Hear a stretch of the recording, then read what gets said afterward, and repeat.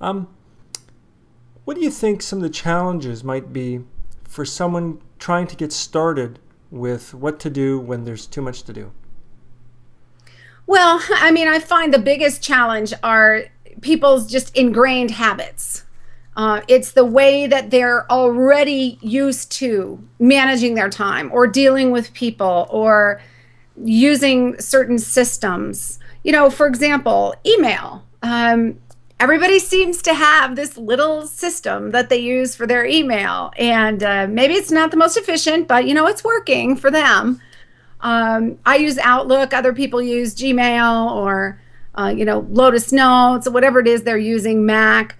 But there still are some foundational pieces that whatever your system is, I think should be in common for any system. So it's kind of trying to figure out for each person what their specific application of the principle is going to be. Because what you do with your time and how you manage your time and track it and stay organized, all of your specific tools that you use may be very different than mine.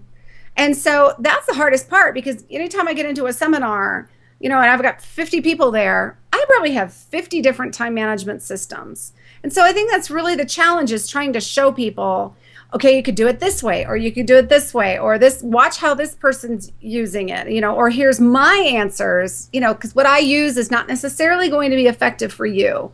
So it's that constant tailoring and honing of time management systems and habits that we're in around those systems. So if you look at email, you may have a person in there who has 1,000 emails in their inbox because they're kind of used to using it as a big filing system.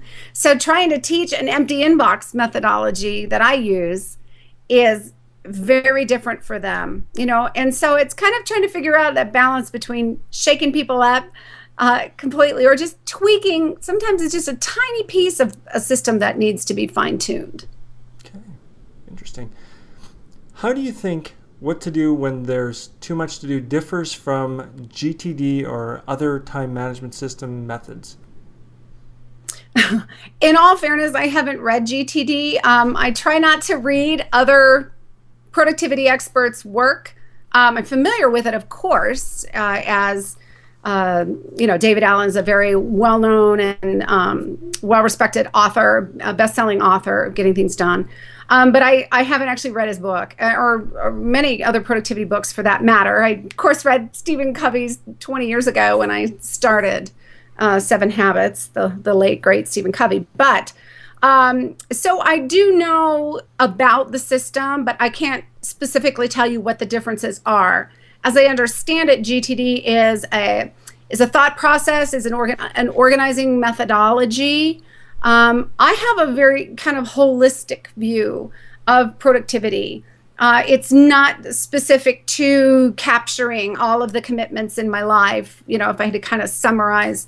But it's looking at, well, what do I do when someone interrupts me? Or how do I actually get in the flow or get in the zone? Or how do we create email protocols around here that actually reduce the volume of email? What are the factors about physiology that affect my performance? What about stress? How do we have meetings that are more efficient? So I have a pretty broad-based view, I guess, as a short answer of performance. I look at any factor that can impact one's ability to be productive throughout the day. So when someone says, well, what is your system? Well, which piece are we talking about? I have a system for how to create an organized time management system that I call HUG or CORE. I have a system that I call 6Ds. I have a system for, so there's different pieces of the overall formula for Productivity Pro methodology. It's not kind of honed in on one specific niche. And I don't know anybody else out there, at least right now, who's going around telling people to do less for time management. I think that's definitely unique. Mm-hmm, for sure. What are the biggest lessons you've learned from using what to do when there's too much to do? Personally, using it for myself. Exactly. Well, I always try to use myself as a guinea pig to see how things impact what I'm then going to tell my readers, my clients. I use my own life. So I probably the biggest impact so far for me has been in the area of sleep and exercise in capacity. I did some research and interviews from the Mayo Sleep Disorders Clinic and read some of their clinical work and found out there are, for example, optimal ways to sleep. I didn't know some of the sleep behaviors that were actually sabotaging me, and I, consider myself a pretty productive person. But in trying some of these things, I found out, sure enough, wow, that made a big difference and actually helped me have better quality of sleep. I also started an exercise regimen. I just picked, because I did Pilates, but I thought, I'm going to try something with cardio because I had read so much about the benefits of cardiovascular conditioning in one's energy level throughout the day. So I picked running. I just, out of the air, I'm like, okay, I'm going to run. It was so random, Glenn. I don't even remember where that came from. But I found a 2-month beginner running program, and I went from, running for 30 seconds and then walking 5 minutes, 30 seconds running, walking 5 minutes, to now I just did a 4.4 organized race here in Denver. So, I think that if you can just take a couple of pieces in the book that really resonate and apply the different behaviors and then just see how it helps you before and after. That's what I'd really love for people to do, is just use it as an incremental type of thing. They're not going to be able to just change everything all at once. And most people don't need that anyway. Yeah, I completely concur. I know myself, I started getting up early in the morning, and I am actually not a morning person, but I started getting up in the morning and going for a 5K run, and totally changed my entire productivity for the rest of the day. Yeah, every time I do it. Your metabolism stays stoked. Your brain functions higher, and if you can keep that blood sugar modulated too, that's another big piece of it. Yeah, but definitely. yeah, running has really become something that I notice a difference now when I, am flying or I have a morning keynote and I can't exercise for whatever reason. I feel it now in my energy. I can still force myself to be productive, but I do notice a difference. And so I can talk about that from a firsthand perspective and encourage people to just pick a couple little, and it might not be those same areas, but that's just an example for me personally that's worked. Yeah, for sure. I know it definitely has helped me as well.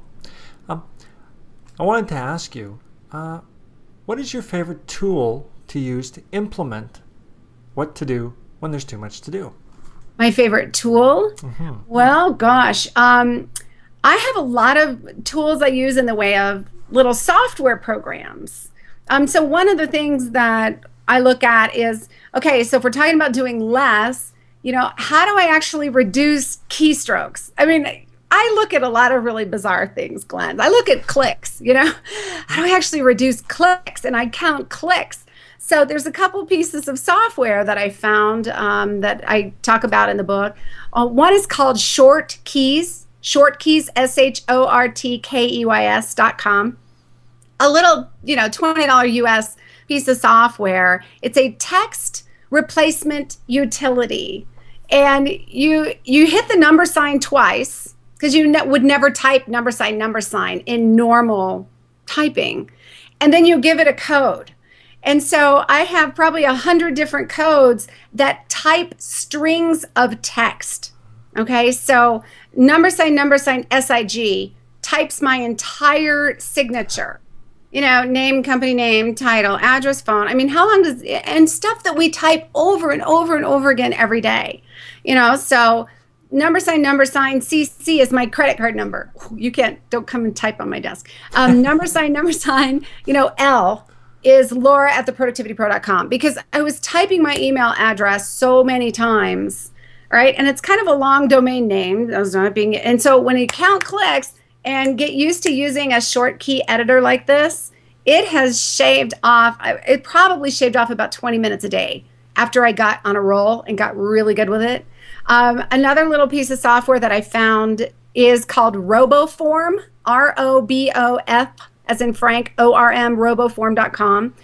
And it memorizes all of your login IDs and passwords of every website you ever visit. So I've got probably 200 in there now where it knows where you are. You have one master password so that it's very secure and encrypted. And when you log in the morning, you type in this long master password. But then anytime you go to a website or social media, or you're going to check in your airlines, or you're checking your account balance or anything, with one click, it fills in the ID, the password, and logs you in. So not having to remember, what did I change that to? And I think there's a $ in that one, or maybe it's a 1, or maybe it's a 2, that has been a tremendous time saver as well. So there's lots of little tricks like that in the book. But for me, those were a couple of discoveries that I really loved. Oh, very cool. Maybe those are some other links you can put at the bottom of the sure under the interview as well. And I know myself, another one that I use for the for password management, I use another one called 1Password. It does kind of the same thing. Another great one, same category, and some of them are compatible with different systems or not. And yeah, put that link in there too. I mean, all these tools, all the time management enthusiasts out there love that kind of thing. Oh yeah.